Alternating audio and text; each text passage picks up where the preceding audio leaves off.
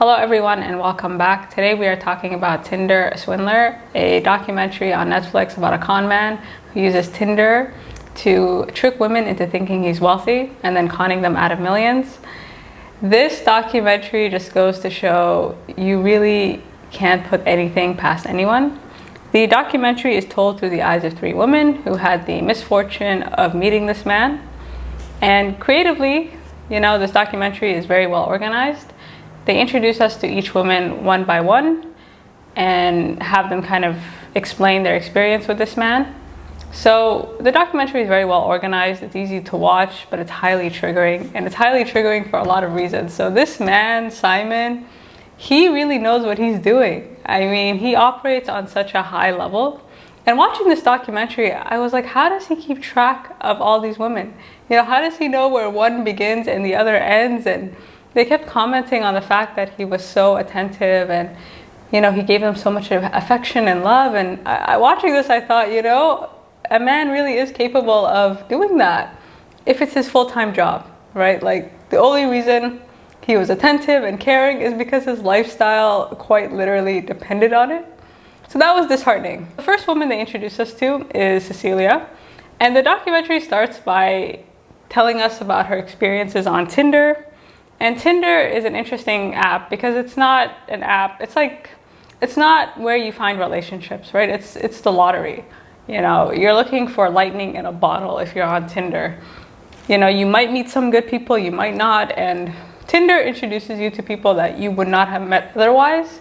And there's a reason for that. Like, you were not supposed to meet them at all. And the issue with dating apps, she's kind of going through her fantasy and what kind of man she wants, is that these apps convince you that you have more options than you really do. And you're swiping based on the person's appearance and what you think they can do for you. Like, the whole thing is so superficial, right? Like, you're just kind of swiping, just based on your ego. And she kind of discusses, the full package. Like, nowadays he has to be good looking and he has to be rich. And she swiped right on just that, this guy named Simon. And this guy, Simon, I mean, he really, or whatever his name is, he really knows how to pick them, because the women in this documentary, Cecilia in particular, she's the type of person to believe in like love at first sight. This whole like, if we click, we're meant to be. So he's very selective in these types of women, and he knows that. He knows that these are the types of women who are looking for, their Prince Charming. And so he constructed an identity that is exactly that. And so they go on a dream date. And ladies, never get in a plane or a car with a man you don't even know. And this date, even her friends were texting her like, this is really dangerous. This doesn't sound safe, And on the date, of course, he was perfect. He was amazing. He even invites the mother of his child to convince her that he's such a great person. So right off the bat, he's flaunting his wealth, right? And he's making it seem like money is not an issue. And right on, that first date, they sleep together, and she says, he was oversharing. Apparently she noticed marks on his back, and this was because he went to jail in South Africa, and they abused him because he was Jewish, and he was really oversharing, right? And this whole issue of oversharing, it's not normal to overshare this much, but again, he's really playing on their fantasies, right? Like, I'm being open, I'm being vulnerable, like, I feel like I could really talk to you. And so they really bought into it. And after the date, everything escalates. He's the type of person, he introduces them into his world, and he convinces them that they are a part of his world. And at one point they were apartment shopping, like $15,000 for this apartment, and he really convinces them like this is the real deal. So then when he asks for a small loan, or if he asks for money, it doesn't seem like a big deal. And I can understand people watching this being like, this is stupid. These women are stupid. What are you thinking? But you have to understand, like, this guy was taking them out. He really there was nothing to suggest that he didn't have the money. And so I think they genuinely thought, this guy has done all these things for me. The least I could do is do him this favor, like do him this solid. And after that, it just became about the money. And all their conversations after that were, you know, Simon being like, I love you, where's my money? I love you, where's my money? I can't wait to be with you, but like, where's my money? Like, it became all about the money. And this guy was such an emotional con man, because she was saying she didn't really care about the money. She cared more that she wasn't spending time with him. Like, he really kind of hooks them, right? Like this daily texting, this daily, like, he immerses them himself into their lives to the point where it's hard for these women to say no to him. Again, like, he kind of grooms them by taking them out and doing all this stuff. So when he asks for money, you know, it's kind of a guilt trip. There's a lot of red flags. You know, there was a few red flags. The first is his family. So he claims he's from like this wealthy diamond dynasty and that he's always in danger. So ladies, this guy was claiming that he was from old money, you know, and anybody who comes from money, like generational wealth, you know, you should have a contingency plan. You should have backup plans. You should have access to money. So the idea that someone this wealthy does not have access to money was a bit strange. And the whole thing about him being in danger, like, he kept saying, I have enemies. I have enemies. And I'm like, sir, who are your enemies? Why are they your enemies? Like, sis, can you elaborate on this? And again, it doesn't make sense for someone with that much money to not have access. And also, why are you asking some girl you just met on Tinder, you know, for the money? Do you have no one else? So this guy, like, just to emphasize, like, he was a corporation. Like, I feel he was truly a phenomenon. And so this never really added up. And even the photographs that they were showing of him with his like billionaire father and billionaire sister, like, he was clearly photoshopped. There was nothing about that. He didn't make sense in the picture. So that was something else that stood out at me. And also his insane spending habits. So he would convince these women to take out loans, and then he would just spend. He would spend. And for a guy who's on the run, like, sir, you're spending quite a bit of money, you know. And the other red flag was this whole thing about being in danger. Like, he would send them pictures of him bloodied up, of him like, and if you love someone, you're not going to send them violent pictures of yourself because you don't want to alarm or, you know, make them worried. But this guy, he had no problems creating this, you know, tension and, again, getting them invested into his world. And the last thing I'll say about another red flag is his appearance was interesting to me. And it says a lot about us because he is good looking. And I think he spent many years perfecting this kind of playboy look, because the way he was dressed, it was very flashy, it was very in your face. And again, people from old money, this is generally speaking, like, you wouldn't flash your wealth just because there's, like, who are you trying to show off to? You know, I'm assuming if you're incredibly wealthy, you don't want people to know you're incredibly wealthy, especially if it's over generation, like, it's over time. Like, this is behavior you would see from people who just got money or don't have money. But for him, the look actually did work.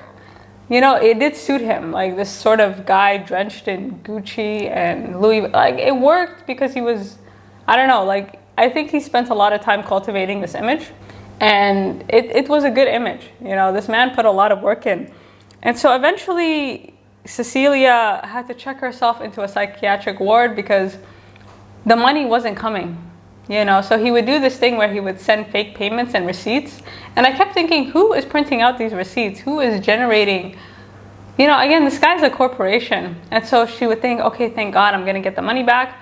But of course, it was fake. The money was never deposited into her account, or there was something wrong with the check, right? Like, the check was fraudulent and the bank was able to catch her right away. So, you know, she eventually checked herself in because she was like suicidal, you know, and he was still spewing out the same lies. So this is just before we go on to the second woman, Pernilla, like, you really have to understand this guy is deep, you know, like, he knew exactly who to target and how to target them. And the second woman, Pernilla, I felt really bad for her because I mean, they weren't even lovers. Like, they were just friends, because initially they went on the date and they didn't really vibe. So they're like, okay, let's just be friends. And so I'm like, why did you con her? She didn't even do anything. Like, she didn't even, like, there was no reason to con her. Like, I guess if it's a dating scam, fine. But this guy, again, he's not looking, like, the lengths that he'll go to Like, he has a profile of the type of person that he's looking for, and he finds it. And this woman also talks about her Tinder experiences, and she says something interesting. She's like, you know, I was looking for people who are living a similar lifestyle, you know, people, which is fair. You know, you do want to hang out or attract people who are ideally, you know, at your class or above. You know, I think that's the thing with dating apps. It introduces you to like social circles that you may not have had access to had you not been swiping. So again, it's like lightning in a bottle. And so she sees this guy. He seems like someone rich.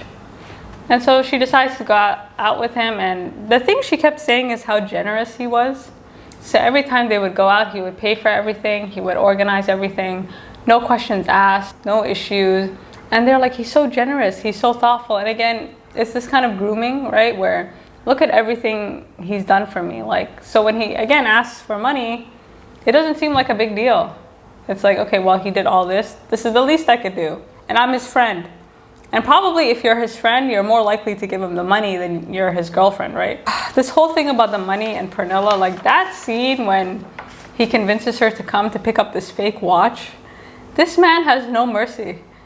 Like total psychopath. Like he operates on such a high level, and it's so deep. You know, he goes until the bitter end. Like he keeps convincing them. And that's the thing, his lies never stop. Like it's bad. And he keeps the same energy. So when it's clear that Pernilla is like running out of money, he does the same thing. He sends her a receipt claiming that he's deposited the cash, and it's always more money than they've lent him. And so they're thankful to him. They're like, thank you so much for giving me all this money. Love you. And then of course the money doesn't transfer into the account because he's been scamming the girls. Like he's a scammer. And then he's just like back to the danger thing, right? Like my enemies. And again, it's like you met this girl on Tinder. Why would a billionaire need you to access funds for him? You know, like he should. It doesn't add up. It doesn't add up. Going back to Cecilia for a minute, like she eventually just, you know, has to admit that something's not right.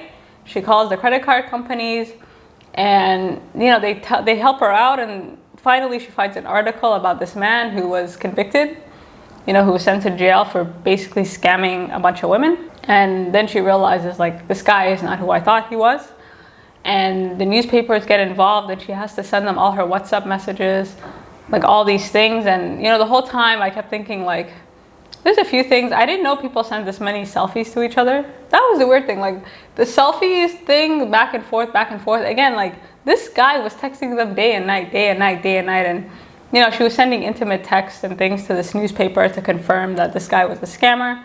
And so that was, you know, it's embarrassing and disheartening because, you know, your life is being analyzed by these journalists, and you don't know what people are going to say. Pernilla, on the other hand, like once the article came out, you know, all hell broke loose. And the crazy thing is that, you know, this guy Simon, to the bitter end, you know, he doesn't give up. He's still trying to convince these women that like this is all a part of the plan.